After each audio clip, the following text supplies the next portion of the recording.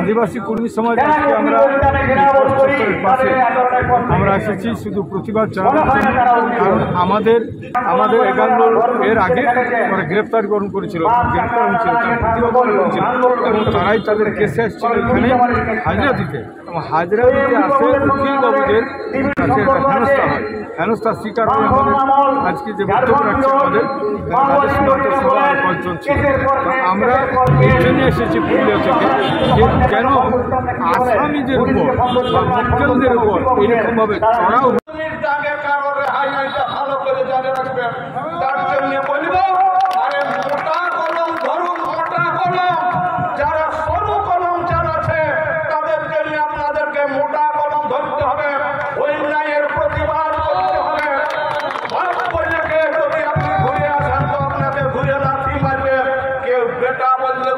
ঘুরে বেটা বলতে হবে, আর এক থাপড় মারলে ওকে 2 থাপড় ঘুরাই মারতে হবে।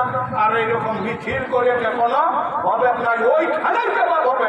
আরে কারো জন্য কেউ যদি কেসেই যদি হয়, মামলা যদি হয়, তো কারো জন্য 40 বছর নাই জেল হবে, ওই 20 বছরেই হবে। আর এটাই বার হবে, হবে জেলে